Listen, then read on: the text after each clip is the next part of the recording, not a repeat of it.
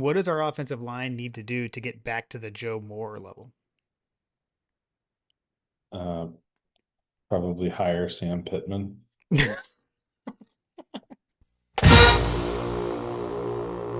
Welcome to My God a Podcast. I'm Jim Wood.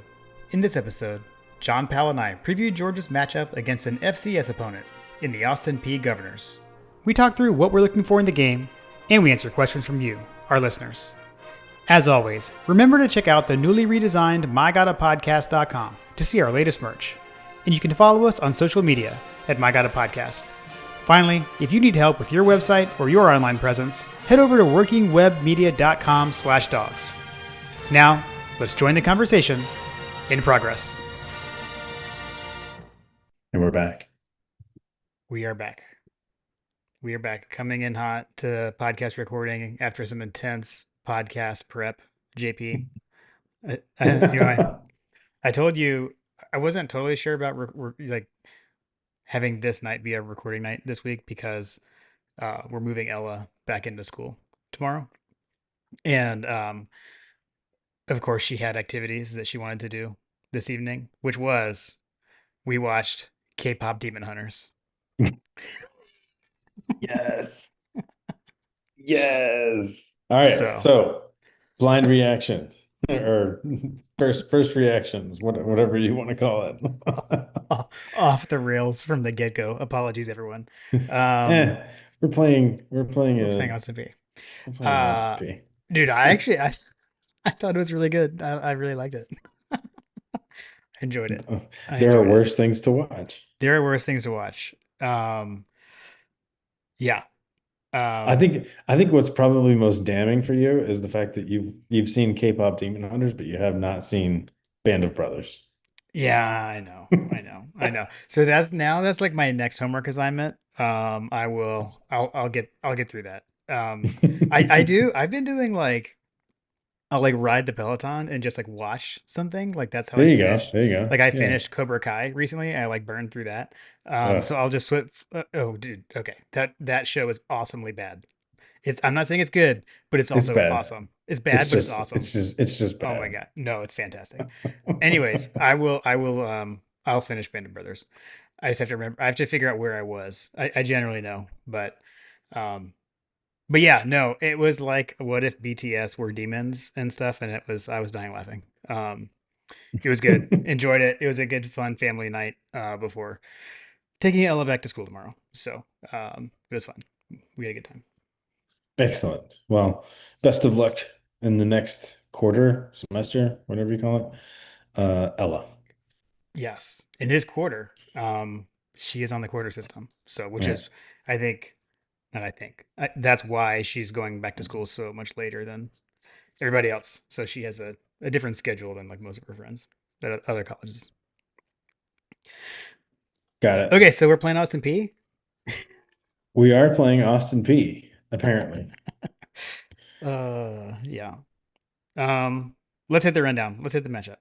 All right, let's run it Um, down. we'll do the rundown. So, um, kickoff Saturday at 3:30 again. So another 3:30 kickoff. Dooley Field to Sanford Stadium. Dogs come in 1-0. Austin P also 1-0, coming off a surprise victory over Middle Tennessee State. Um, and their coach Derek Mason. I don't know if you remember Derek Mason. He's not at Austin P. He's MTSU coach now. The former Vanderbilt coach. Um, this game is technically not on TV, so if you're not going to be at the game, it's on the. This is like the once a year streaming game.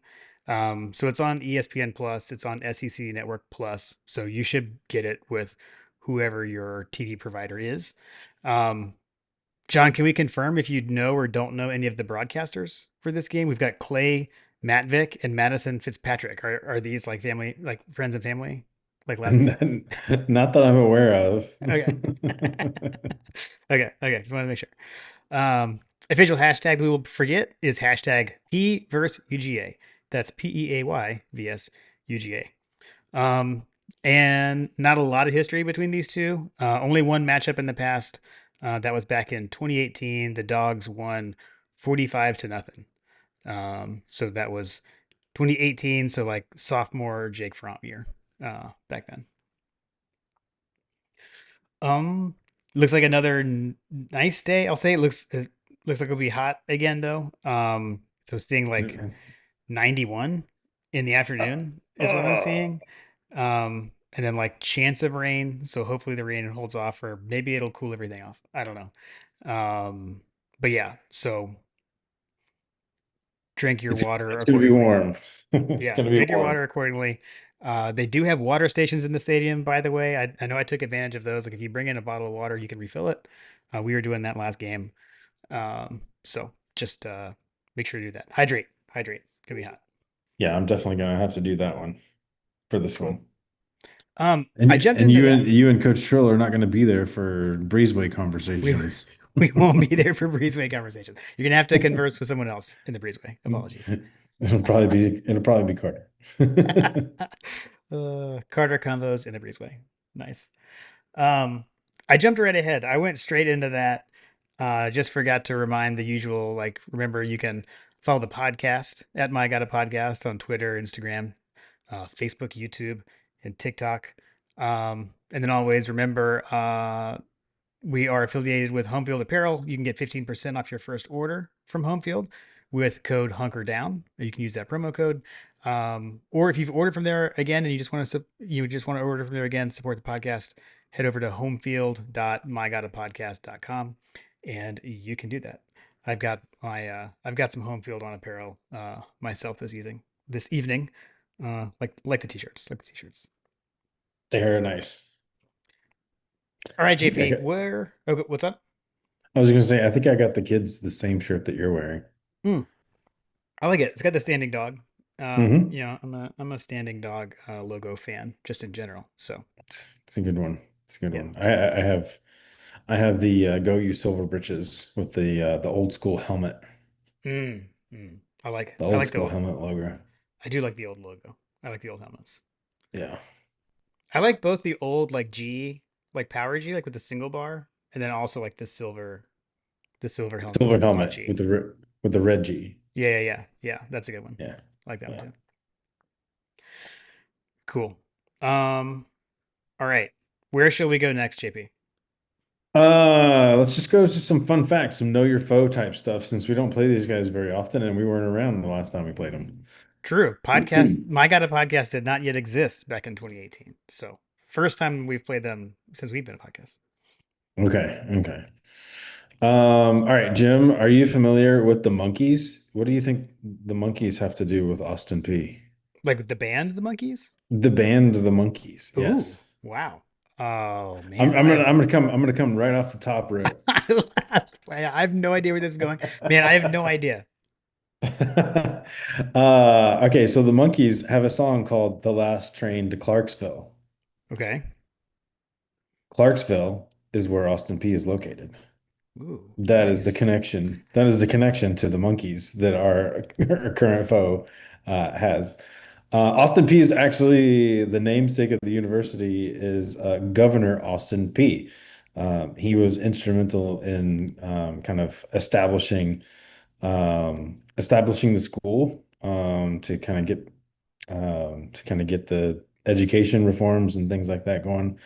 But yeah, it was originally founded in 1927 as Austin P. Normal School, and it was a teacher training kind of academy.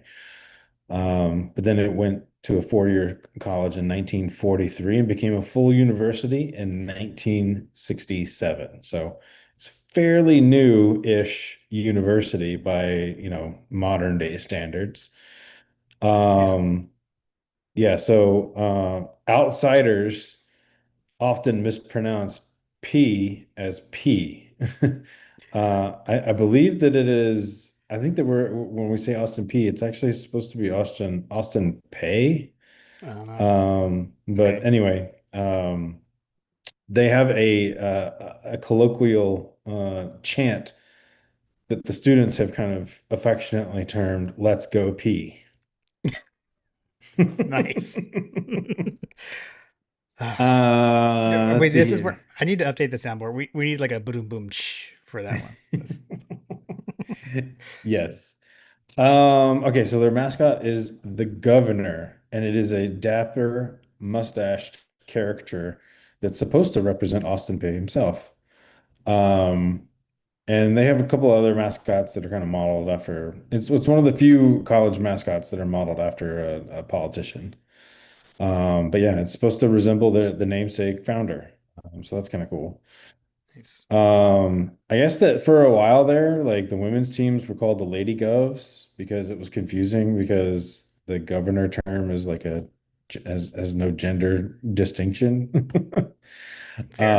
Okay. But they are now known as the governors. So for a while there, the women's teams were known as Lady Govs, but they are now known as the governors. Because we say lady dogs, but dogs are both male and female. So, Right, right. okay. Okay. It is interesting. Um, Let's see here. They have a Gov Spirit Rock, which I guess that's like a rock that they have on campus that they kind of basically paint over promos, memes, slogans. Like it's just like a rock that the kids paint over. Let's see here. The fan student section is called the Red Menace. Hmm. And apparently they're known for their heckling and shouting jokes that go viral on social media.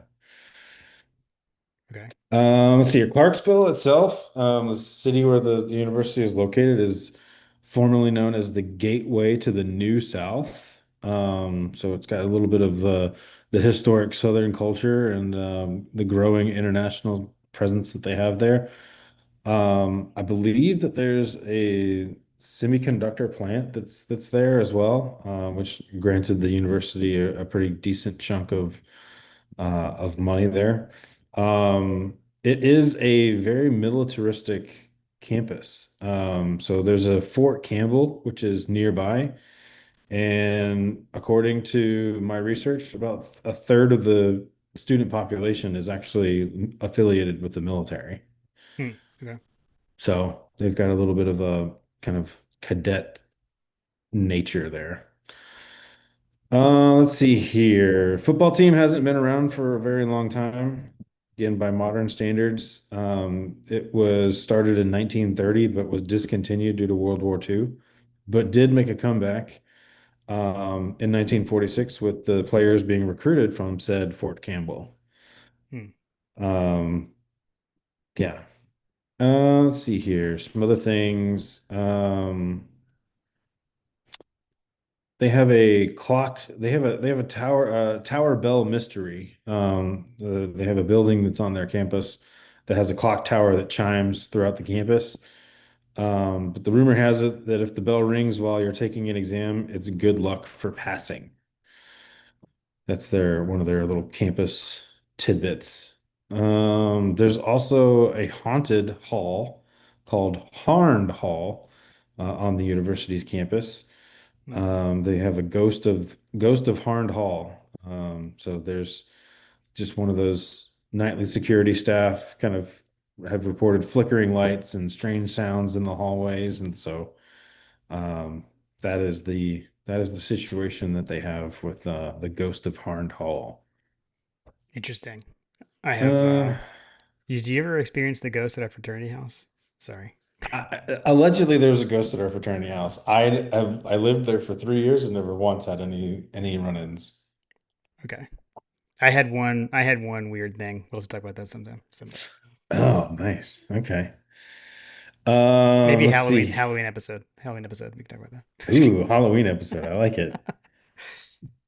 Let's see here. What else we got? I'm just looking through my notes here. Nothing sticking out.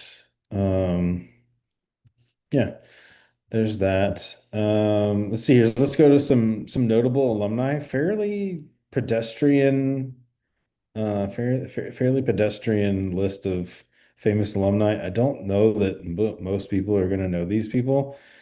I'm trying to look at some of the ones here to just see if there's anybody that might recognize some folks here. Um, let's see. Some baseball players, some NBA players. Yeah, I just don't know that there's anybody. anybody of note here. I did come across one name on the notable Austin P list there. Hmm. Um, a guy that went to Austin P. Um, I actually forgot there is one person that I think that some people will know. It is what was his name? Bob Harper. Does that name ring a bell, Jim? It does not. It does not for me. Did you ever watch The Biggest Loser? I mean, like I've seen it, like I know what it is, and I've like seen it, but I didn't like watch like episode to episode or anything.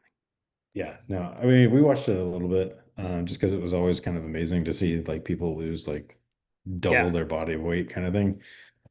It's actually interesting because there recently was a documentary that just came out that talked about how abusive he was on that Oh, really? show. Okay. Yeah. Anyway, Bob Harper is the male that like yells at everybody on the show, and there is a documentary that talks about the abuse that he kind of laid out on people. Okay. Um, So he was but kind of yeah, like Ben Stiller in that movie, Heavyweights. he's kind of like Ben Stiller. I don't know that he was formerly fat or anything like that, Okay. Fair. or big boned or whatever. Yeah. Um, but yeah. Um, let's see here. I'm trying to look at some other folks here that people may or may not know. But there is one person that stuck out like a sore thumb that had not graduated, but did go to this school for a while. And he actually is a person that I'm looking at after reading. I had to go back and look and double check that if it was him or not, Hmm. and it is.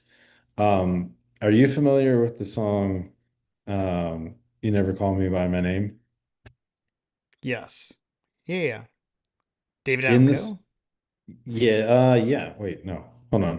Uh Well, there might be a different. That's a lyric in a. yeah, sure, yes, David Allen Coe. Okay. Yeah, I like doubted myself for a second. Okay. Sorry. I was like, wait a second, did you just confuse me? Um, Well, I did, but you were still right. yes. Um, so in that lyric, he says, you don't have to call me Charlie Pride." Charlie Pride is a country singer, and he is one of the first African American country singers. Hmm. He's also had a career as a Negro League baseball player back in the day. But he made a namesake for himself as a country singer and was one of the first African American like country superstars. I'm not really sure what the reference was to him in that. I didn't really go down that rabbit hole, but I saw Charlie Pride, and he was a person that went to Austin P but did not finish. Okay. Okay. So I thought that that was interesting. Yeah, it is. It's one of those things that like I guess unless you're just like a super, because I'm not really familiar with his music.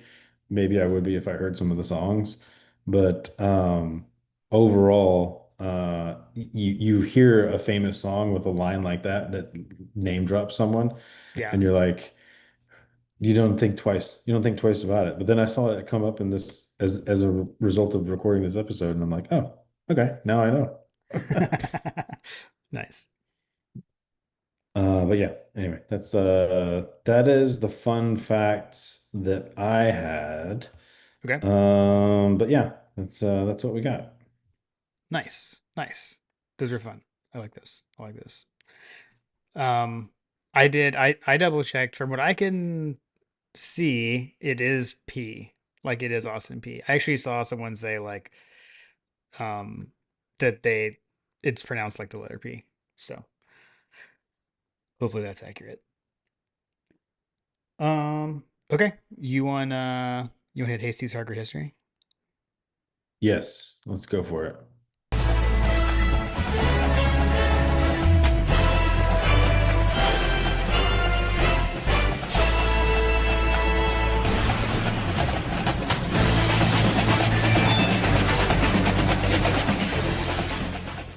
When you move your mouse, you forget to turn the soundboard off. Sorry, my bad. um All right, Hasty's Harvard history. Before we get into this reminder, Jason Hasty always has a an exhibit going on in the fall, and this fall's exhibit is around UGA swimming and diving, and around Coach Jack Bowerly. So if you're in town for a game, and you're in town early, like you can go on every Friday. Um, you can go at any time that it's open. It's open on weekdays, but every Friday, Jason like gives a free tour and goes through the exhibit. So be sure to go check that out if you are in or around Athens on a Friday before a game day. All right. Do you want me to do this, or did you want to? We didn't. We usually. I forget. I read it last time. You can read it this time. Okay. Okay. So this is written from the perspective of one Jason Hasty. This Saturday, as I walked across campus to Sanford Stadium, I passed a student on Hurdy Field telling several of his friends that this was where Georgia played its first ever football game against Harvard in like the 1920s, he said. Points for trying, definitely, but it got me thinking about how most fans know something about Georgia playing football on Hurdy Field. Few are aware that there was once another entire stadium on campus. Georgia students began playing rudimentary forms of football, at least in the late 1880s, but intercollegiate competition didn't begin until January 30th, 1892. Oh. Sorry, January 30th, 1892, when Mercer College played the Georgia squad on what was then known as the athletic field. Um, Athletic Field was bounded on one side by Lumpkin Street, on the other side by New College and the Chapel, and with Moore College providing the northern boundary of the expanse. Because Gilbert Hall, Candler Hall, and Caldwell Hall had not yet been built, what is now Hurdy Field encompassed a larger area than the current space. This area in the late 19th century was rough and strewn with rocks, a far cry from the beautifully manicured lawn it is today. This area wasn't simply a home for the football team. It served as a baseball diamond, a space for track and field competitions, a parade ground for the university's Corps of Cadets, a precursor to modern ROTC programs, a band practice squad, home of the university's annual field day, and a place where students could blow off steam after class. Georgia played its home games on what quickly became known as Hurdy Field through the end of the 1910 season. By that time, the quaint home of our football and baseball teams was proving inadequate for both the teams and the fans. Stedman Sanford, a professor of English literature who was acting as the faculty advisor to the athletics program, led a drive to construct a proper home for Georgia's athletics teams. The venue, known as Sanford Field, abutted Lumpkin Street. It opened in early 1911 and featured a wooden grandstand and seating for around 5,000 spectators. The university also used it for most of the other purposes that Hurdy Field was used for, and it was a popular venue for pushball, which was a craze in the 1910s that featured large teams of students pushing a giant rubber ball and each other through a goal. I had never heard of pushball. I just learned about that. Okay. Yeah. What? Oh, there's the picture of it. If you're on the YouTube, you can actually see a picture of it. Holy cow! Man, What the heck? It looks like some kind of like joke. like, Like, is that real? Did Jason send his real stuff? I know yeah, it is. seriously. I know it is, but Yeah, just in case. seriously. You know what it looks Man. like? It looks like you know those giant inflatable balls that you get in the middle of and like It roll around. Like it looks like one of those, except like there's nobody inside of it. it does look like that. Uh, Sanford Field occupied the area now used as the parking lot for the Tate Center and the Tate Center's mid 2000s expansion. Though Sanford Field was adequate for its time, by the mid 1920s it was too small to accommodate growing crowds of football fans, leading Georgia to play many important games away from Athens. In 1927, the undefeated Dream and Wonder team played Tech in Atlanta because Sanford Field was too small for the crowds wanting to see this contest between the two best teams in the South, if not in the nation. Tech has been accused of watering down their field to slow Georgia's potent rushing attack, and the Dream and Wonder Bulldogs lost a chance to go to the Rose Bowl and win a national championship. This galvanized Georgia's administration, led by Stedman Sanford, to build a modern stadium in Athens. Sanford Stadium would open on October 5th, 1929, when Georgia defeated mighty Yale 27 to nothing. Also, a reminder that's why Tech is a rival. What is forgotten today is that the 1929 season didn't open in Sanford Stadium. It opened with two warm-up games against Oglethorpe College and Furman on Old Sanford Field. The story of Sanford Field doesn't end there. The field continued as the home of Georgia's baseball team until 1943.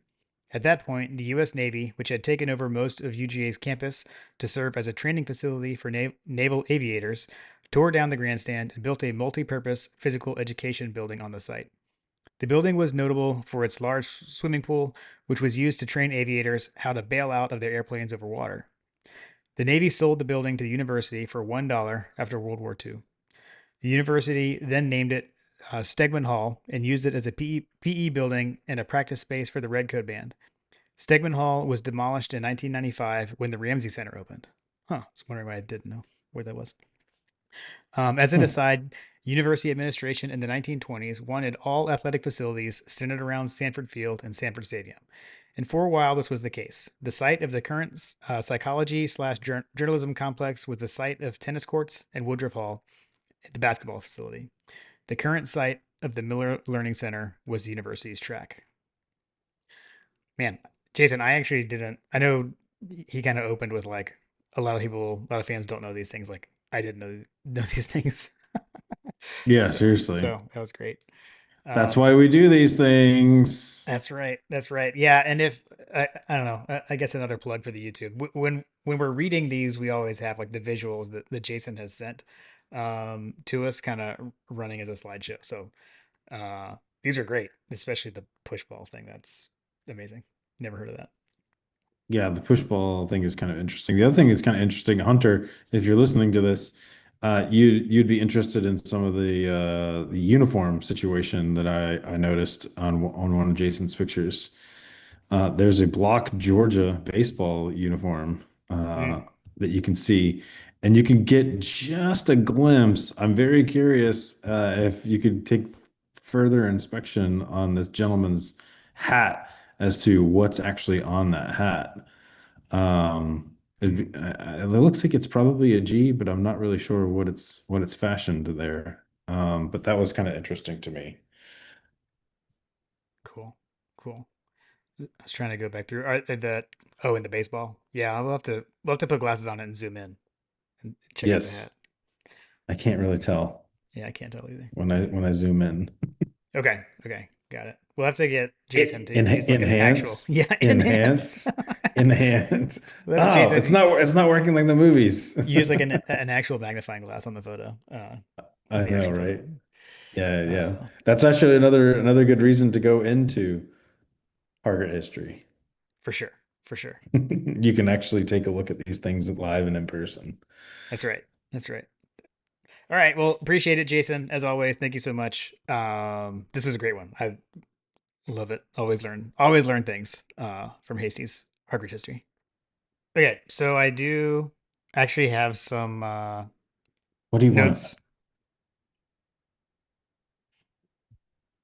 Sorry. No, you're okay. You're good. Notes. Yep. Okay.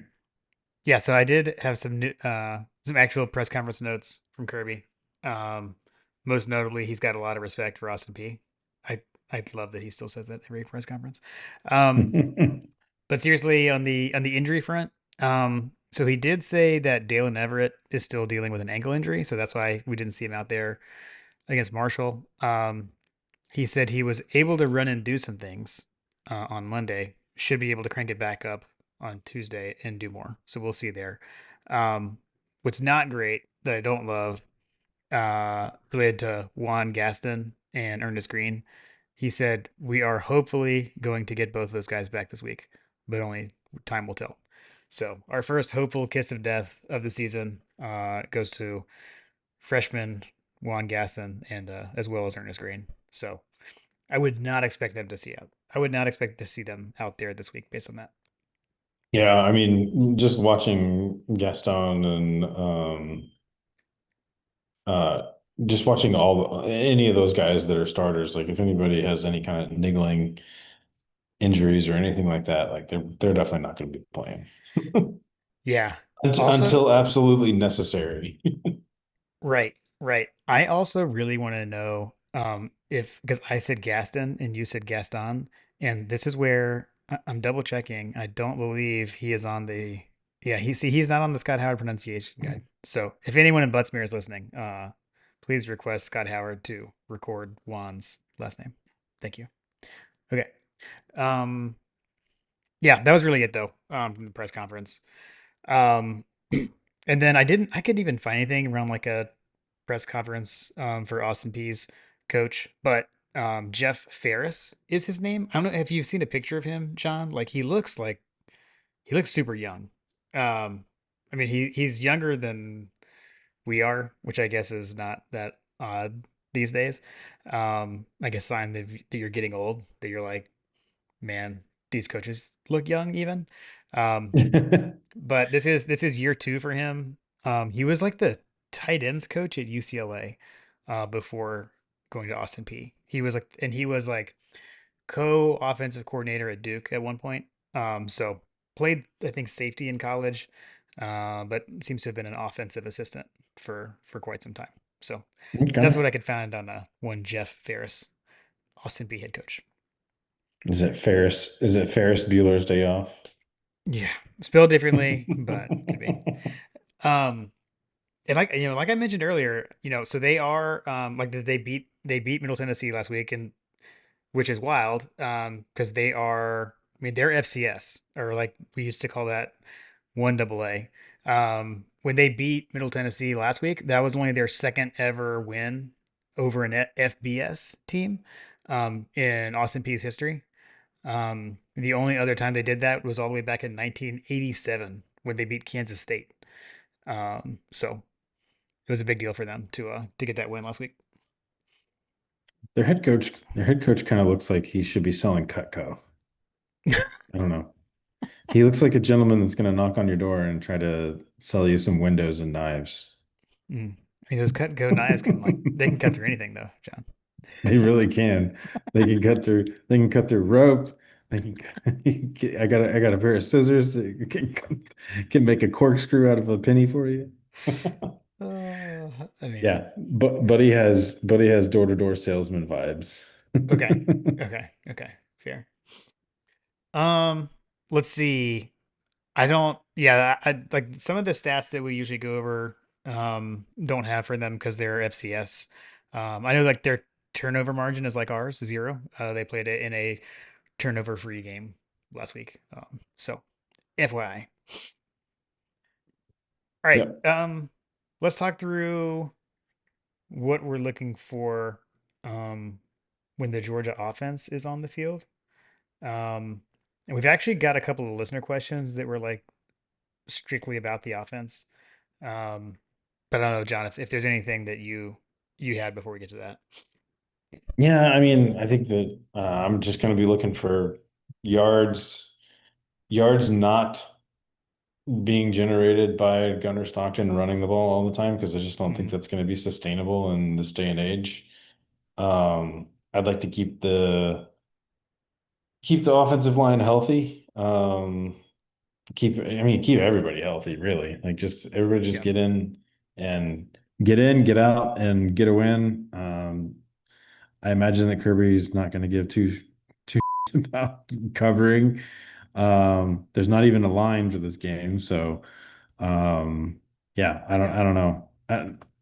I like to see us assert our dominance early and then get everybody and then pull the starters and get everybody in so that by the end of the game, walk-ons have more snaps than our starters. Yes. Yes. I like I that. would like to see Gunner throwing the ball downfield a little bit more. We've seen what he can do, you know, lateral and short to medium range, but I'd like to see us try to stress their defense a little bit more, and some live practice reps downfield, because I think that that's going to be something that we're going to need to showcase that he can do at some point. Otherwise, teams are just going to figure that out and start pinning their ears back and basically just force Gunnar Stockton to beat you passing the ball downfield. Yeah. So you gave an affirmative yes answer to Andrew Caraway's question. So his question was, we saw UGA make a point to run the ball Saturday. Do we see them make a point to give Gunner confidence throwing the ball downfield this week? So, and I'm with you. I'm with you. I think the answer to that is yes as well. Yeah. I would like to see that for sure. I'd also like to see us not have to get into multiple fourth downs to convert. Right? Yeah. Yeah. Agreed. Agreed. I'm with you there. Um, Another one that came in was from Matthew Key. Well, he said, "Great seeing you guys this past weekend." Agreed. Agreed. The Slim Koozie, great marketing. Hey, you can be like Matt, and you can head over to mygottapodcast.com/store and pick up a Slim Koozie or a standard koozie, whatever you like. He said, "One, what does our offensive line need to do to get back to the Joe Moore level?" Uh, Probably hire Sam Pittman. Okay, I'm just saying. I'm just saying, Jim. okay. Any other ideas, John? I mean, uh, we could get our donors to donate more money so that they can buy more offensive linemen, I guess. I don't know. Like if yeah, that's because we lost that guy. We lost that off what was it, Cantwell or whatever his name is down in right, Miami. right. Yeah, yeah. Um, yeah, I think offensive. Unfortunately, along the offensive and defensive line, it's 100% Jimmy's and Joe's. So I, I, I I think think that. Sam Pittman definitely is a big factor in that success, Yeah, but also Sam Pittman just so happened to pull in like, I mean, more five stars along the offensive line than I've ever seen at the University of Georgia. So, right, right. I would say, if we can get continuity, that would be a step in the right direction. I think last year there was a lot of some due to health, right? So health and then just continuity, like finding the best five and being able to kind of like stick with that best five, and then you've got like kind of a utility guy that you can rotate in. So that would be my only thing there. hmm. Um, and then will Dwight Phillips get more carries this week? I'm not sure that he'll get more. Maybe we get what he had 5 carries last week, so I could see Peanut getting a few more carries. It's possible. I definitely would like to figure out some more ways to get Peanut in space because like when I watched the review of the last of Marshall, um you know when he hit the hole, he hit it quickly and he was able to get up to speed quickly because I think Buddy has a legit like 4.240. Yeah, And I think that that speed is something that we need to figure out how to exploit his speed anywhere on the field. And I'm not 100% sold on whether or not that's going to be between the tackles. So, maybe James cook this sucker around, get some wheel routes going with Peanut. I don't know. yeah, But we need to figure out some ways to leverage that 4.2 speed on the field at the same time as some of our other speedier receivers like Zachariah Branch. yeah. Agreed. And then lastly was his last one was, does Barber and Elias Williams get more touches to get them ready?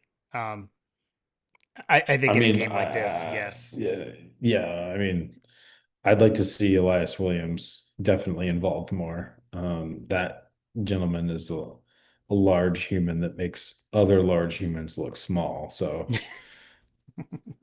Yeah, agreed. Agreed.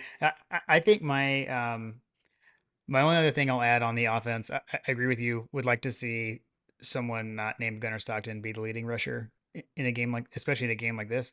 And I'd like yeah, to see. I'm kind of hoping Nate goes off like early and breaks off a long one, and then he can kind of take some rest. But I'd like to see him. I don't know. I like to see him take one to the house. That'd be sweet. that would be nice. I wouldn't mind seeing a punt return from Zachariah Branch too. That'd be another one. Yeah, for sure. I But feel that's like I think I that think I feels just like it's segued in it. into the special teams. That's okay. I was say I feel like that's coming. I feel like. Um Here, let's do the defense. Actually, sorry. One thing I forgot to mention. Uh with Georgia on offense. Just a couple of guys to watch out for on Austin Peay. So their sack leader, his name is TJ Cox. He's a defensive lineman. He had 1.5 sacks and 2 total tackles against Middle Tennessee State. And then their leading tackler is actually a defensive back. And his name is Ellis Ellis. I just had to call that out. So Ellis Ellis Jr. Is a redshirt junior defensive back. So be on the lookout for him. All Hmm. right. Sorry. I had to point out that one guy had the same first and last name. That was amazing. Okay, so when Austin P has the ball, so let's see, their quarterback is Chris Parson. He was 11 of 20 for 142 yards and two touchdowns with a 147.6 QB rating against Middle Tennessee State. Their leading rusher, looks like they didn't really run a ton. So Cortland Simmons, running back, he was their leading rusher, 10 carries, 35 yards, and a touchdown. Their quarterback, Chris Parson, was the second leading rusher, 11 carries for 34 yards. Um, and then their leading receivers, yardage wise, were Shamark Kirk, three catches, 69 yards, and then Nate Garnett Jr., two catches for 50 yards. Those are Hmm. both receivers. So just a few folks on the for the Governors. One thing I didn't expect. Is their quarterback mobile, Jim? I mean, with 11 rushes, I would say you have to respect the run. Okay. Yeah, yeah. I did not finish my Austin P film review that I had planned to do, so I'm going off stats from that. Apologies, John. Um, cool. Just don't let it happen again, Jim. Look, I mean, yeah, if we can do anything like on defense this week, like we did last week, like that'd be golden. I'm good with that. Hopefully, we Yeah, can just keep doing what you're doing. I'll be good to go. And remember, we haven't even seen Daily Everett yet, so It's true. I do hope he can go this week. I'd like to get him some game reps before the Tennessee game, but Yeah, that's just me. get some reps so that we can get up to speed. Like I said, this is a great opportunity for people to get right quickly and then get out quickly. Yeah, for sure, for sure. All right, let's hit the special teams. I know you said you want to see a Zachariah Branch punt return for a touchdown. Agreed. Yes. I think the question is, will we or won't we see Brett Thorson? Actually, I did see that in the press conference, by the way. It sounds like that's just like straight up like being cleared medically kind of thing. I think in general, it has to do with like, you hope he never has to make a tackle, but just in case he does, that kind of thing. So Thorson has not been cleared by the medical staff yet. So we'll see there. Um, but like we saw last week, team is in good hands with Drew Miller. Got it. On the Austin P side, their kicker is Carson Smith. He was 2 for 2 against Middle Tennessee State, and their punter is Gavin Myers. He had 5 punts for 181 yards, only a 36.2 yard average. So we'll see. We'll see. I don't know. I feel like that gets us in good Zachariah Branch return capability area. We'll see there. Their punt returner though did have two punts returned for 62 yards. So he averaged 31 yards a punt return. I think he had a long of 55. So be on the watch out for that. Got it. All right. That's what I had on special teams. Actually, I forgot one thing. Gavin Myers, their punter, is not from Australia. So just FYI. They do not take it seriously, huh? Yeah, no, not seriously. No, zero Australian punters for the Governors. Okay.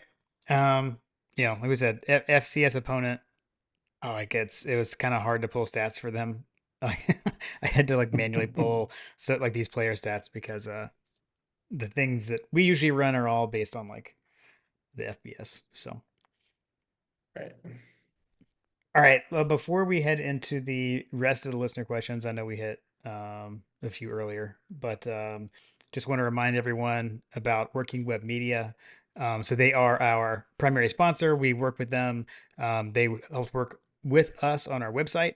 So you can check out some of their work. Head over to mygottapodcast.com to see what they helped us build there.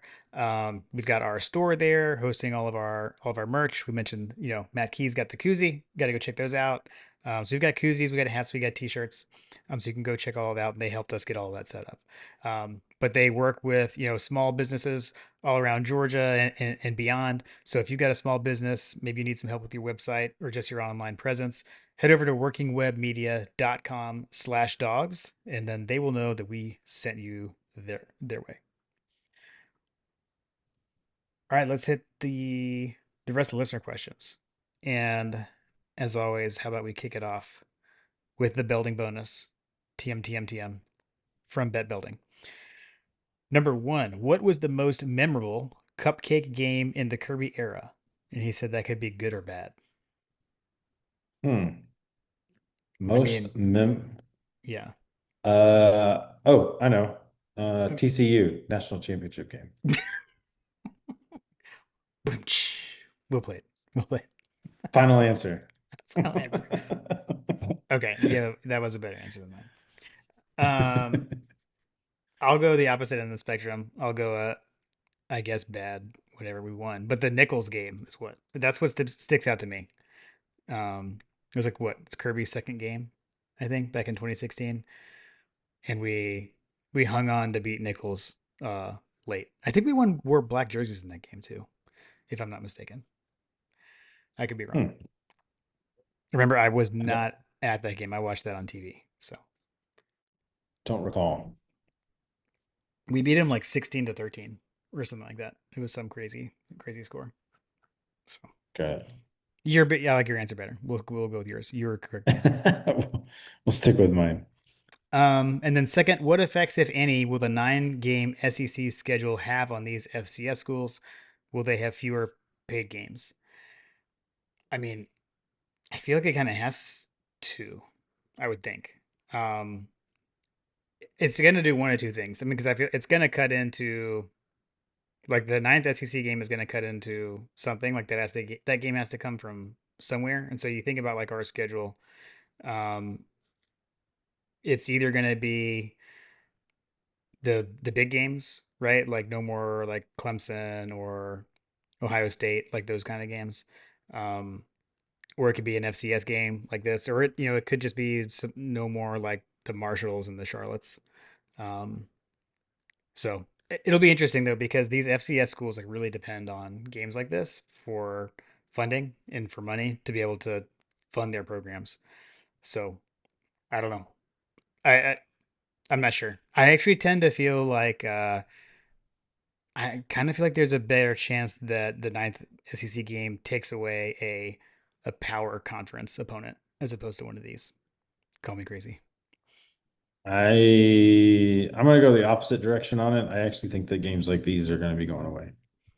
Okay. Yeah, they could be. My logic is just right now the playoff committee hasn't shown that like losses hurt more than a loss hurts Yeah, more than a but big win helps, I guess is my point. So if we're adding SEC games, it just means that the I don't know. If we're adding SEC games, I just feel like that there will be less games for schools like this to be able to be a part of. Does that make sense? yeah, that's true. That's true. So like I see what you're saying. less There's inventory less inventory. means Yeah, yeah. that makes sense. That makes sense. I hear you. Okay. Someone's going to be left without a chair at the musical chairs. Yeah, yeah, And no, that I and agree. that and that will add up over time. And so eventually I feel like that these kind of games like the Austin Peays of the world probably won't get scheduled. You be left with something like a Marshall or Middle Tennessee State, something along those lines, more Yeah, so than Austin Peay. right, right, right. Yeah. And frankly, I think that those kinds of things are probably going to be the result of why some schools like Austin Peay will probably like retract their programs Yeah, yeah, yeah. That's because they can't afford the to operate them because they're not getting the paydays because this exactly. is probably going to fund their operation for the entire year. Yeah, exactly. All right, let's go to all school. How do we feel about the retooled offensive line and the retooled defensive line? The results didn't seem to reveal any obvious flaws, but the level of opponent didn't erase all doubts. I guess I would have a similar view to 2017 game. One, it's a good start, not conclusive. I mean, I think that's probably fair. Um, I liked what I saw about the offensive line. Like generally speaking, I want to see more in the run game though. I want to see wider rushing lanes. So that's what I'll be looking for. I thought the defensive line looked really good though. I don't know. Yeah, I mean the defense definitely looks good. It's just one of those things where you just want to see that continue. Yep. Yeah. I mean, yeah. It's gonna take another game after this one before we know a whole lot. To be honest. Yeah, yeah. I think that we just need a little bit more time to see everybody gel together with the live reps kind of thing. Yeah. Yeah. But at the same time, like Stacy and I are still not talking. Yeah. As was noted earlier. As was noted earlier. Um, Okay, next up, Evan Grimes, Fear the G on Twitter. Need to know what you guys felt when Zachariah took that check down for a touchdown. That was sweet, man. Um, It was sweet. it's we haven't had a guy like that. I don't think for a bit. I mean, you had Brock, obviously very different. He made that kind of impact, but uh, obviously different kind of player, lad. But I don't know, like for the playmaking ability in the open field, couple that with like the punt returns and everything. I'm excited. I'm excited. Agreed. Let's see. Coach Hayes, Chris Hayes at Coach Hayes Huddle on Twitter. Great seeing both of you guys this weekend. Interested in your thoughts on any non-starter that will make the biggest impact for playing time as a solid 1B type player who we aren't necessarily talking about right now. Solid contributor either offensively or defensively. Do you have a guy in mind? Because honestly, like I kind of struggled with this because like some of the people, like since we've played a game and like so many guys got into the game, part of mine was like clarifying question define like not talking about. Because like I would have gone Peanut, but like it's Peanut cheating considering he scored the first touchdown of the season, and we're talking about him now. Right. But like Um, preseason, I didn't really think that I would think of him as maybe being a 1B running back. Like I didn't think that would be him, but I feel like that could be the case now. I don't know. Elias Williams would be my one of my guys. Okay. Um, Elias Williams. Yeah, Peanuts cheating. I mean, could you say that Ryan Puglisi, Ryan Puglisi be cheating? I mean, I don't personally. I don't expect him to be a major An impact contributor. player, Yeah. major contributor. Okay. Yeah. Yeah. You hope not. Right. Right. Right. Knock on wood. He could Healthy. he could be Healthy. he could be a Healthy s- gunner. he's a solid 1B. Sure. Sure. Fair. Yes. He looked. He definitely looked. He looked capable. He looked perfectly capable. I'll say that. Right. Exactly. All right. Uh, Cool. All right. Let's see. Next up, 51-7 GATA. Saturday reminded me how much I hate the TV timeout guy. With all the reviews and all the dead time it's creating, should the college game look to change the rules for its reviews? Maybe something like the NFL, Go Dogs, and FTMF. I think it's a fair question. I've seen people bring that up with, just in college, like every time there's a close call, it gets reviewed and it takes up that time. Um, there's definitely less time spent on reviews in the NFL. And just to clarify, like well, outside of the final 2 minutes of a half, I mean, it's on the coaches, right? So it's the coaches challenge system. So the coach decides when one of the coaches has to challenge to stop the play. And I feel like open. I'd be open to that. Um, I feel like it's something the competition committees should discuss, honestly, because it gets frustrating. I mean, it totally messes up the flow of the game at times with some of these reviews, and sometimes like it doesn't really matter, honestly. So. I don't know. My 2 cents. Agreed, agreed. Yeah, like the fumbles that are not fumbles, and Right. It's like if yeah. there's a fumble, but they recovered it anyways. Like it's gonna be like a yard or something. Like doesn't matter. It's a game of inches, Jim. Just playing devil's advocate. Fair enough. Fair enough. My example of what's frustrating is like the SEC championship game, uh, 2 years ago when Bama had the drop on fourth down that was missed. And then like not too long after, we had a deep ball to Arian Smith that he clearly caught, and they stopped to review that because they wanted to make sure they didn't mess up, like they messed up with the Bama receiver that had a drop, like things like that. It's just like there was no need to review that. So I don't know. My two Right, cents. right, right, right. All right, we can keep going. Let's see. Boss Dog. There wasn't much you could tell with that vanilla game plan, but it seems like they got that fire to them after Saturday. Which two in conference games are you most concerned for now? I think my two are Auburn and the jort wearing freaks from down south. I I will say this: like there are a lot of teams on our schedule that look pretty good this weekend.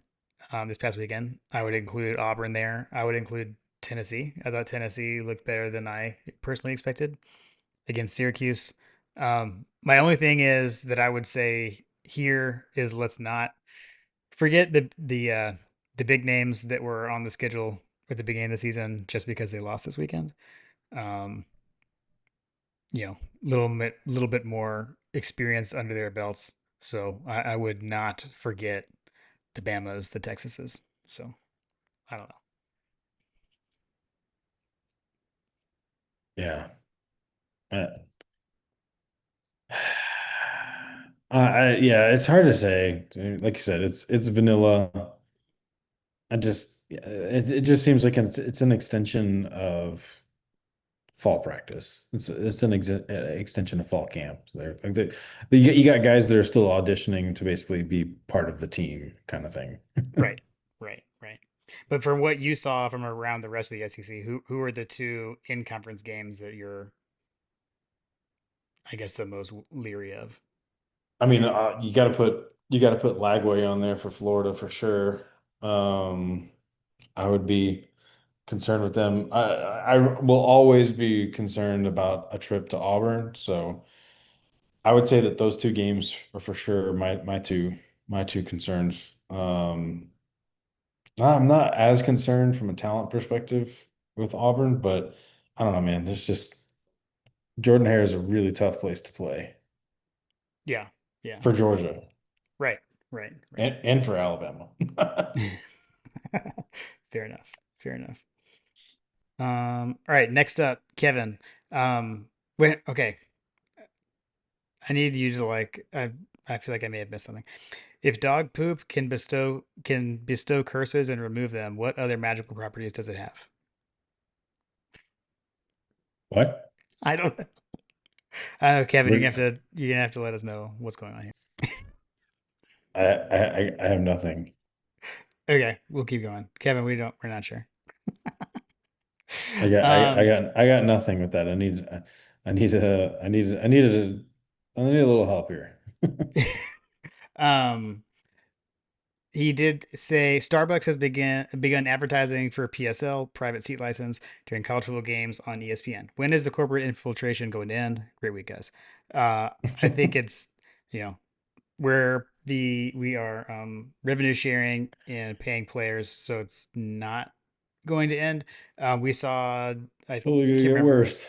Yeah, I can't remember. It was yesterday, today. Like, there's going to be a logo on the field at Alabama. Like, they had a new deal. So like that's coming too. Like, just get ready. Like, that. So I would say it's not gonna slow down. Um, It kind wouldn't of surprise me to see them put a logo on the seat backs. right. Yeah, yeah. It's got to be something that fits though. Got to be something that fits. Something red. Right. Let's see. Ryan Heinko with 6 punts for Drew Miller this weekend. If the Boomin' Onion is ready to go against Austin Peay and doesn't get to kick, does Gunnar Stockton hate punters from Australia? Yes. Yeah, I mean, I think so. I think so. Although we need to see um how much Brett gets to punt when he comes into game to fully know, but I think the answer is still yes. Anyways. Yeah. I hope that he gets healthy and never punts again. Fair. Fair. All right, let's see. Will Garland, what individual performance from week one were you most impressed with? And what player are you hoping to see make the biggest step forward against Austin Peay? I mean, you got to be most impressed with Zachariah Branch for sure. Yeah, I agree. Um, that seems like the obvious answer. Yeah, yeah. I kind of mentioned my step forward earlier. Like, I'd like to see Nate Frazier had a big game. I saw that like he didn't like, I think, how he played. So I feel like he's hungry uh, to make a bigger impact on the game. So Yeah, I mean we put some true freshmen out there. I would say that those guys made steps forward as well, just overall. Like any of the true freshmen that started, yeah, yeah, yeah. Gaston being one of them. We have to find out if his name is pronounced Gaston. Is it? That's amazing if it is. I hope it is. I hope it is too, because then I'm gonna go make a video about it. All right. Friend of the show, Tim Riley. Great week one. Which position group needs the most work against Austin P? And what are we looking for with that group? Offensive Um, line. yeah, Next question. 100%. I think we hit the other one. Any hot takes on future opponents after week one outcomes? I guess, do you have hot takes on future opponents? We talked about who you're, I guess, most leery of, etc. Hot takes on future opponents. I don't think that I think that Arch Manning will not be the quarterback by the end of this by the time that they get to us. Wow. Okay. Nice. That is a hot take. I just am not like, dude, those throwing motions against one of the best teams in the country, like I just don't see that panning out over the course of several months here. Yeah. Um, The one thing I do, and I don't have it handy. Like Parker Fleming does those like, did we really lose that bad? Like the net yards per play thing. Oh yeah. Yeah, yeah, yeah. I did see that, and like Texas and Ohio State was actually really close in net yards per play. And then even like Bama, Florida State wasn't as off as you would think it was by the score. It was worse than Texas, Ohio State, but Well, I mean, I think that the I hear you, but then there's what you actually see happening on the field kind of thing. So like maybe statistically, like there's things that are there that showcase that this isn't as bad as it is, but like then you look at the tape and you see guys walking and jogging right, um for Alabama and you see Arch unable to hit the broadside of a barn. right, right. Um, I don't know, man. I just don't know about that. I will tell you, we don't have it. It's not a future opponent, but a hot take that I have that is based off of Chapel Bell Curve's analysis for the preseason, which I heard finally got to finish that one earlier this week. But I I have serious doubts about LSU's ability to maintain that level of performance over the course of the season because I didn't realize this, but LSU only returns four starters from the team last year. Only four starters, and that's not a recipe for success in the SEC. Okay, okay.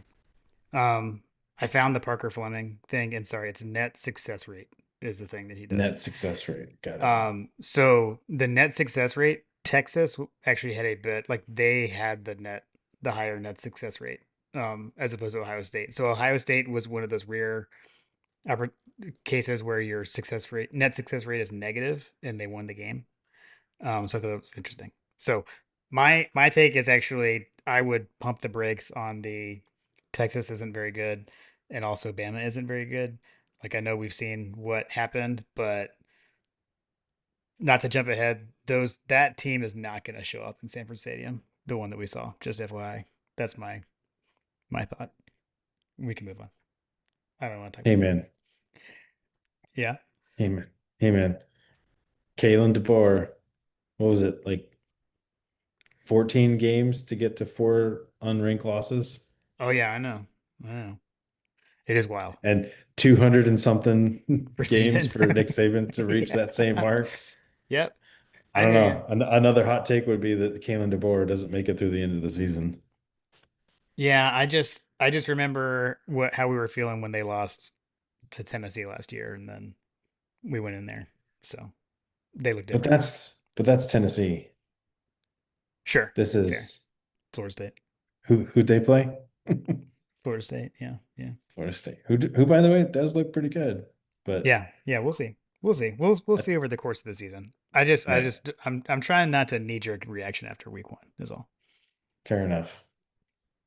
Let's see. All right, Fletcher Proctor. Can the person with the offensive line voodoo doll please not? I mean, agreed. Please stop doing that. And then P.S. Early thoughts on the Georgia Cincinnati game. Mike White by 80. Uh, Fletcher, look, I'm not the Georgia Cincinnati game isn't until December, so I'm gonna keep my mind right and focus on what's in front of us for the Georgia basketball. I'm not gonna get too ahead of myself. So that's Come my on, thoughts. Fletcher. Keep the main thing the main thing. I love it. Love it. Okay. Let's see. John Michael D with a little stitches update. So he made some observations for us. Number one, got the wallpaper on time, which again we're recording on Wednesday. Wallpaper was on time again this week. The Georgia social media team is showing that fire, passion, and energy thus far, getting the wallpaper out on Wallpaper Wednesday. Love it. Number two, crisis averted with the chapel bell. I don't think we ever talked about this, where they like announced like the chapel bell is broken and you can't ring the chapel bell last week, but then thankfully it was fixed in time for kickoff against Austin Peay. Um, so crisis averted there. And then third, QB1 baseline. So making some observations on the attire for one, Gunnar Stockton. Number one Gunna rocked with the white wristbands on each arm, plus the play sheet with the black skull cap. So I know John Michael D will be chiming in weekly on Twitter pregame when once he sees what Gunner's rocking for the game. Yeah, we got to track that. The wristbands. Wristbands are important. Yes, Skull caps are important. I feel like he always wears a black one, but that could just be me. But I feel like I've only ever seen him wearing black. But I'm with you um, thus far from what I've seen. Yeah, agreed. yeah, I like it. I like it though. We appreciate the little stitches. I feel like we need to get like a little like a spooky a spooky sound for when the little stitches updates come. Amazing, amazing. All right. Okay. Let's see. We got Jake is up next. Branch is a beast, but beyond him, I'm concerned. Should I be? I feel like no, personally, but what do you Yeah, think? I feel the answer there is no. I think that part of this is, they're giving targets to guys that, you know, I mean, you got Colby Young. He's getting up to speed. I think that the one thing that I'm concerned about is Dylan Bell, continuing the decline that he's had. I don't know. I'm not sure what's going on there. I mean, you say that, but then you could also see like, just look at what's happening with Williams out at Alabama. Mm, true, true. Um, you know, he had a lot of drops, so like I don't know. I think there's enough depth. There's enough depth there. We didn't have to rely on the pass very much. Um, which is partially why I want to see us attack the field. I want to see us try to blow the top off a little bit more, just so that we can get teams thinking about Gunner as a passer as opposed to Gunner as a short to intermediate and runner. Yeah, yeah, I agree. And I'm gonna skip to Garrett. Garrett, which be sure go check out Girls Talk Ball. Garrett mentioned Dylan Bill. She said Dylan Bill is still dropping passes, but had some good blocking moments. Do you think he could be a bigger threat elsewhere on the field? And like that's actually something. So when she said that, something that was like going through my head kind of reminded me like, and I think it's something we have to remember about Dylan is like he was, I don't know, kind of like took one for the team, right? Like when we were super, um, I don't know, we were hurting in on depth in the running back room, and he was willing to change positions, right? Take a bunch of reps at running back and play some running back. So I don't know. I mean, who knows what that did to him, a couple years ago back when he was doing that. But I agree too. Like, there's other ways to contribute. And he did have a huge block. I mean, he had like the final like ceiling block on the long Branch touchdown. So and celebrated, with Branch like he was the one that scored, which I think is cool. So, I mean, we named him the unofficial official wide receiver last year for a reason. Um, I'm gonna give him some time as the season moves on here. Yeah, give him some chances. I think that he's still got a heck of a lot of talent, but the problem is that we've got a lot of talent that's behind him Yeah. that you gotta make some decisions on where targets are going. Um, yeah. Yep. Yep. That blocking, yeah, speaking of the blocking moments and overall Dylan Bell, you know, there's reason that he's out there. Let's just say that. Yep. If you go back and watch the Zachariah Branch long touchdown, you will see that Dylan Bell is a wide receiver that is downfield holding his block, giving Zachariah Branch just enough space down the sideline to get to the end zone. Yeah. Um, Dylan Bell was arguably the reason that he made it to the end zone. Yeah. Agreed. Agreed. Let's see. James Lawson. What does an improvement in the run game and offensive line play look like against a team like Austin Peay?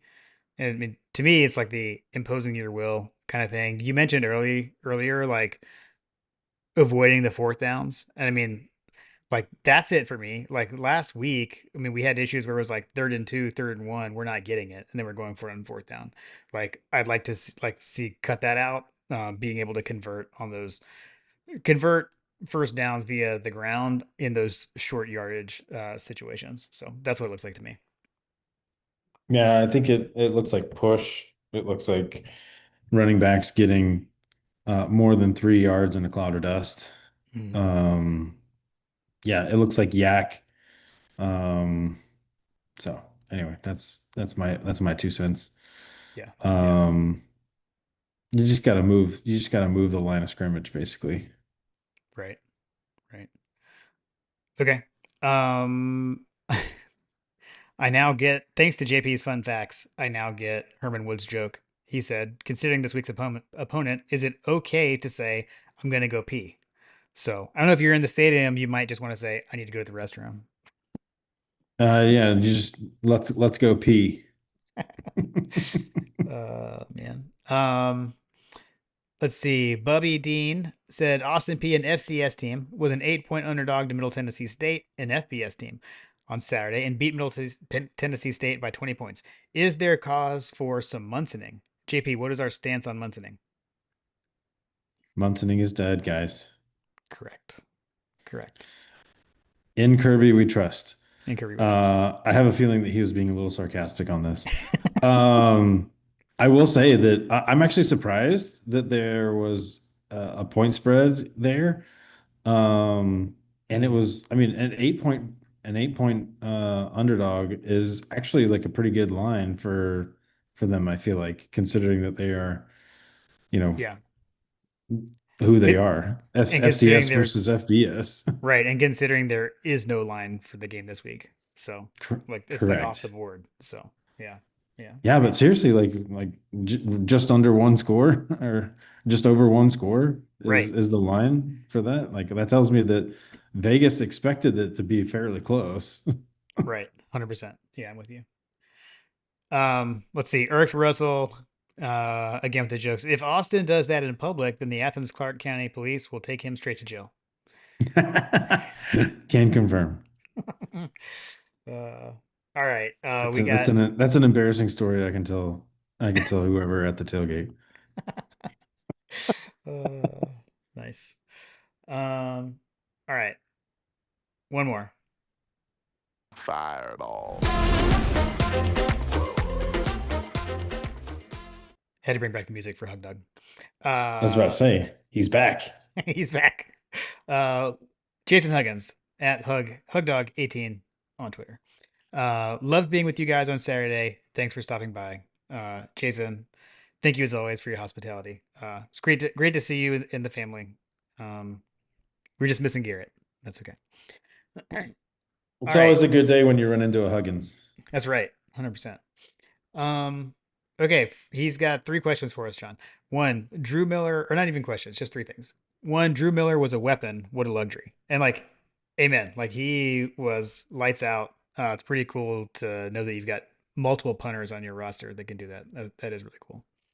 Agreed. Um, Second, he says, if our receiver room is as deep as we believe, can we now bench repeat offenders who drop passes? I think that's kind of where you were going earlier, John, a little bit. Yeah, I think that we've got a deep bench. I do think that there will be some decisions that are made if that continues. That said, there are reasons that those guys are out on the field, and those reasons may have nothing to do with drop passes. True. Yep. Um, Yep. there may be a balancing act of pros and cons that's happening there. But it's interesting that the Huggins clan is caught up on that one. Right. I know, right? Oh, I love it. Um, and then finally, how would you settle the starting five on the offensive line? Oh man, I'm not the person to ask for this. Stacy, just figure it out, bro. I mean, I feel like Gaston seems like he's one of those guys that just he's that dude. So I Yeah. feel like he's got a spot. Drew Bobo obviously he's got his spot locked down. I feel like um, I think that Fairchild and Ernest Green are pretty locked in as well, Hmm. as long as they're healthy. So where does that leave us? I don't know. Sprinkle in some others. Yeah. Yeah. Dude, have you seen like the pancake block that Gaston had where he just like leveled the guy? hmm Yeah, That and was that came was in and pretty started as awesome. a coming in and start a game for for Kirby Smart as a true freshman is impressive. So Dude, speaking of, I don't know what team it was, but there was someone posted a video of, I want to say it was Auburn, maybe. It was either Auburn or the Miami game, where Auburn the sorry. yes, it's never too early. Um, but there was a play that they had an offensive lineman lined up in the slot and it was a kick out block. So the offensive lineman came in motion across the formation and just absolutely demolished a cornerback. Nice, I'd like nice. to see a little bit of creativity like that from some of the play calling there. Like that's what we call scheming guys open and scheming plays to do certain things. So anyway, I thought that was funny. I'm gonna go back and find that clip and send it to you, Jim, because it Okay, is worth its weight. okay, okay. Nice. Yeah, I guess back to answer this actual question. Yeah, I don't know. I'm not the one either. But I hope it is like just to reiterate what we said earlier. Like I hope it is something that gets settled, and we're not like trying to figure it out through the season. I'd love to get it settled and like that's it. We know who our guys are, and keep them healthy and on the field. So, Yeah, we saw some 12 personnel in there, so it sounds like that, we may see hmm some tight ends involved in the blocking. Elias Williams coming in, he's a big body. Kind of like, I mean, he kind of reminds me of, I mean, he seems like he's more athletic than Darnell Washington, but ooh, he's got that size of Darnell Washington. right, right. Man, I like to hear that. I like the sound of that. Yeah. I mean, first game, they went to him. Yeah, true, true. Fair enough. All right, and Jason just rounded out. Appreciate it. Sick 'em. So absolutely, Jason. Absolutely. Appreciate you, sir. Yes, sir. All right, JP, you ready? Let's go.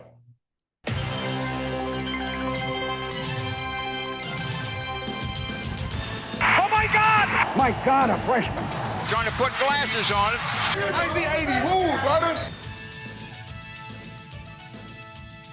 It is time for Coach Trillbill's over unders Austin P edition.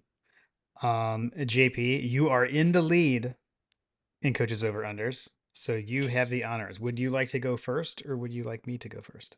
I will defer. You will defer. Okay. Okay. Well done. All right. Let's see here.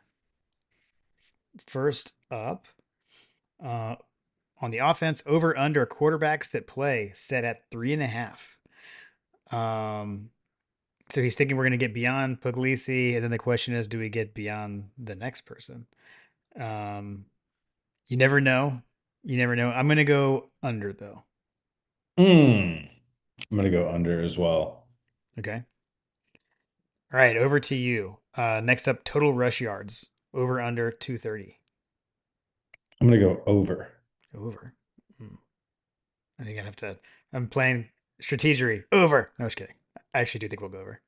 Um, and then over under passing touchdowns at 3.5. Um, so I Mm. think we had three last week. But with all the talk of airing it out this week that we had earlier, I've got to go stick with that and say over. Yeah, I'm gonna go. I'm with you. I'm gonna go over on that one. Okay. No strategery. Okay. Fair enough. Fair enough. Um, let's go to the defense. And then you can go first here, JP. First one for the defense was over under 8.5 tackles for loss for the Georgia defense. Mm. I'm gonna go over. Okay. Okay. No strategery here. I actually agree with you on that one as well.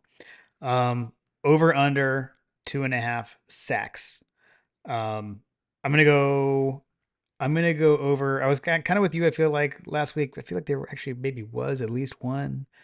Um, but I feel like they're gonna be hungry after not getting any last week. So I'm gonna go over.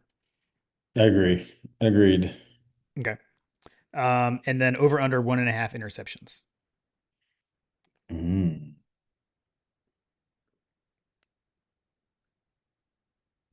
This is for either team, right? So I'm gonna This go is over. well, this is the defense area. So It's I the think this is defense for the Georgia area. area, Okay. the Georgia defense. Yeah. Got it. Got it. Got it. I'll go. I'll go over. Okay. I'll Okay. ride it Okay. I'll go under just to see what happens. just to see what happens. All right. Strategery. Strategery. I don't have a good feeling on that one. Not that I don't feel we can do it. I don't have a good read on that one. That's what I meant to say. I don't have a good read on that one either. Um, okay, and then I guess it's over to me. So on special teams, over under 2.5 punt returns for Austin P. So Marshall had 2 punt returns. Austin P had 2 punt returns last week as well. So I'm gonna go under. Mm. I'm gonna go under as well. Okay. And then last but not least, the miscellaneous. Over to you, JP. Over under 35.5, or sorry, over under 35 total Georgia players with a recorded stat. Mm. How many players did we have last week with a recorded stat? I don't know.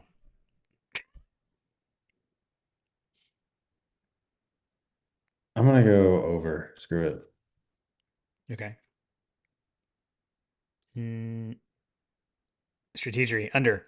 Sorry, Ah! sorry, coach. Now you have to count. Now you have to count. uh, good times. Good Amazing. times. All right. Thank you, Coach Trill, as always, for sending those in and tracking them. Like we said in the last episode, it's a great text message to get the day after the game when coach is like, "Here's the over unders." That's amazing. It's always a good time. It is amazing. It is good. All Thank you, right. coach. Thank you, coach. Okay.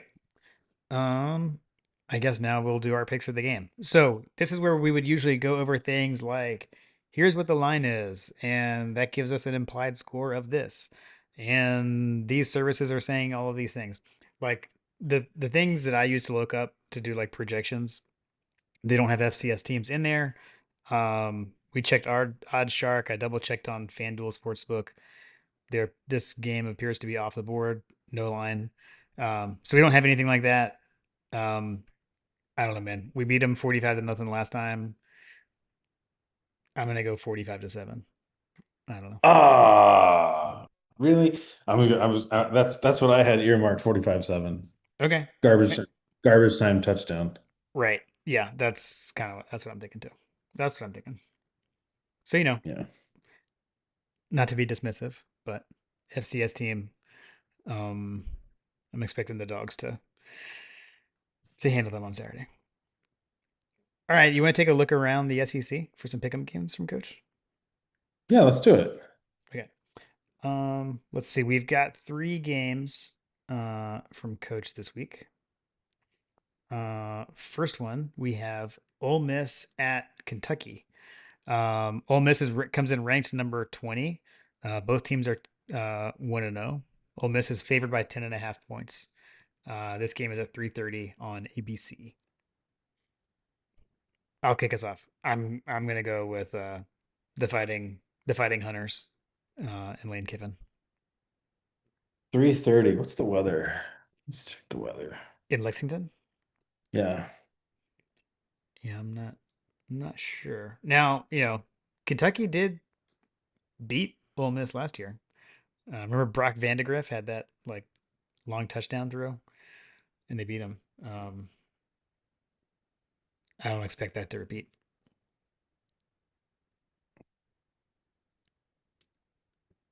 Could be a wet game, Okay. which Okay. could factor in. Um, I don't know, man. Kentucky's such a weird place to go and play. Um, sometimes it's got some difficulty there. And like you said, you know, they've pulled it off in the past, right? Yeah. Yeah, they did. Mm, I'm gonna just to be different, I'm gonna go Kentucky. Just because Sure. when you first were asking me about it and then I see the weather forecast for it, I don't know. I just got Kentucky vibes. Sorry, Hunter. That's okay. Look, Hunter and the entire family is gonna be repping wearing Georgia stuff. We've seen what Truett gets dressed up in. So Selfishly, I want to see that our opponents that come to town. Selfishly, I want to see those ticket prices come down. okay. Now I see where this is going. Oh, that's funny. Um, all right, USF. That's so South Florida at number 13, Florida. The Gators are favored by 17.5. This one is in the swamp at 4:15 p.m. on SEC Network. Yeah, I mean Florida. I gotta take Florida on that one. Yeah, I'm with you there. I'll go Florida as well. 17.5 is an interesting point spread though for that game. Yeah, for sure. That could be one of those ones where the Maybe we announcer should, is the announcer is making jokes about an extra point being very important to some people. I mean, it's just interesting that I guess it's a couple scores. Yeah, it's Yeah. 3 scores. Yeah, I don't know. I guess I thought that the way that Florida's been performing, that spread would have been a little bit bigger, but Well, USF did. I mean, they beat Boise State last week, for what that's worth. I don't know. hey man, if you can show me, I'd like to see get a little bit more film on Lagway, make it close. I'd like to see that. Yeah, yeah. Um. Okay, then last up, this is the only top 25 matchup where both teams are in the top 25 of the week. You get number 15 Hmm. Michigan with their freshman quarterback heading to number 18 Oklahoma at 7:30 p.m. on ABC, and Oklahoma is favored by 5.5. Really? Yeah, yeah. And that did you see the highlights of the Michigan kid, Underwood? Yeah, yeah, I he looked mean, good. he looks legit. Yeah. Um, I don't know. Interesting. Yeah, I'm gonna go with maybe Vegas knows something. So I'm gonna go with Oklahoma. I'm gonna go Michigan. Okay. Hey, Give me that quarterback. yeah, he looked good, man. He did. He looked really good. He looked as advertised in week one. So we'll see if we can keep that up. Right. Hey, we should get some we'll get some separation in the picks this week. So not agreeing on things. We'll see where this goes. This is like the Pick'ems is like winning the SEC. And the over unders is the nanny. The over-unders is the CFP. uh Amazing. Amazing. Nobody remembers the Pick'ems, Jim. That's the whole thing. Like people keep saying like, oh, like Georgia stuff like from last year or whatever. And I'm just still like, we did win the SEC, guys. Like, come on. I don't know. Yeah, Whatever. get off my lawn. Cool.